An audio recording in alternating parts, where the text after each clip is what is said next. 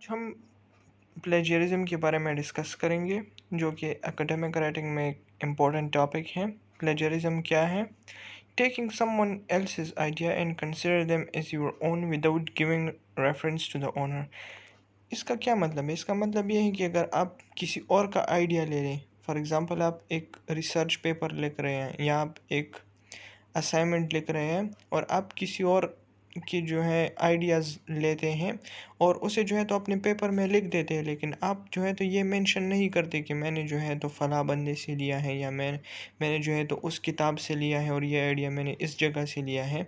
आप ये मेंशन नहीं करते तो फिर इसे प्लेजरिज्म कहते हैं। ठीक है। Using other ideas and without giving a reference is plagiarism. It is a kind of theft or academic crime.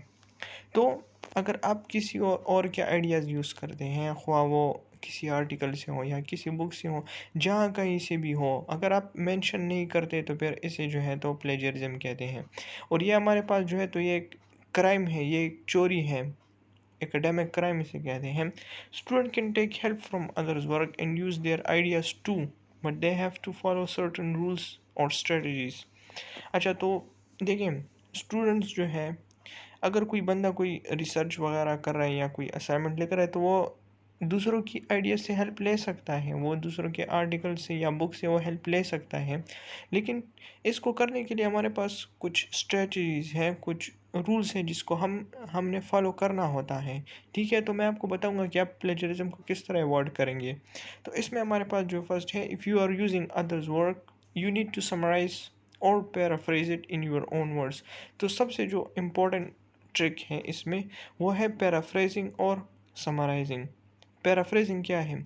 रीस्टेटिंग और रीराइटिंग द ओरिजिनल आइडिया और text in your own words. कि अगर आप किसी और का जो है तो आइडिया ले लें और आप या किसी और जगह से आप एक टेक्स्ट ले लें, ठीक है, और आप उसे डायरेक्ट कॉपी पेस्ट नहीं करें, आप उसे जो है तो अपने अल्फाज में लिख लें, रीस्टेट करें अपने अल्फाज में। वो किस तरह के? आप जो है तो यूज़ डिफरेंट वोकेबलरी, आपकी वोकेबलरी जो है तो वो डिफरेंट हो जो कि टेक्स्ट में यूज़ हुई हो। Use different structure.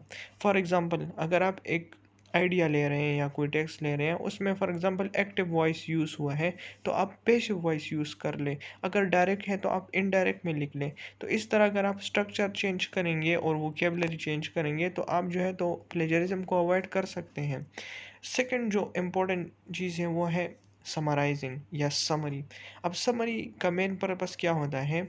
समरी का मेन पर्पस ये होता है कि आप जो है तो टेक्स्ट के लेंथ को आप रिड्यूस करें, आप जो है तो इररिलेवेंट आइडियाज़ को हटाएं और इम्पोर्टेंट आइडियाज़ को लिख लें।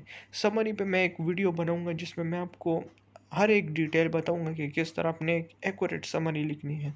तो समरी और पैराफ्रेजिंग से आप जो है तो प्लेजरिज्म को अवॉइड कर सकते हैं। इसके अलावा ये दोनों काफ़ी नहीं है, आपको जो है तो प्रॉपर कोटेशन भी यूज़ करना पड़ेगा।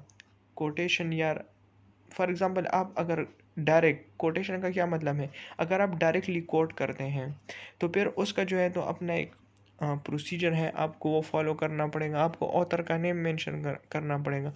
इसके अलावा आपके रिसर्च पेपर के एंड में आपको जो है तो रेफरेंसेस लिखनी पड़ेंगी, आपको एक लिस्ट डालना पड़ेगा जिसमें आप मेंशन करेंगे कि आपने कहाँ कहाँ से जो है तो आपने सोर्सेज लिया। अगर आपने बुक यूज़ किया हुआ है, आर्टिकल यूज़ किए हुए हैं और किसी और वेबसाइट यूज़ किए हुए हैं तो आप सबको मेंशन करेंगे। Checking plagiarism with plagiarism software. अच्छा, सबसे पहले अगर आप अपना पेपर या रिसर्च सबमिट करेंगे तो उससे पहले ज़रूरी है कि आप जो है जो खुद चेक कर लें, क्योंकि अगर हो सकता है कि उसमें कोई कोइंसिडेंस हो कि आप जो है तो गलती से कुछ प्लेजरिज्म आया हो तो आप वो हटा सकते हैं, तो इसलिए चेक करना ज़रूरी है। और द मोस्ट इम्पॉर्टेंट पॉइंट कि आप अपने आइडियाज़ डेवलप करें। ज़रूरी नहीं है कि आप हर चीज़ जो है तो दूसरे पर डिपेंडेंट रहें। आप दूसरों के रिसर्च से हेल्प ले लें, ये ठीक है, लेकिन आप जो है तो अपना भी कुछ डेवलप करें, आप कंक्लूजन अपना लिखें।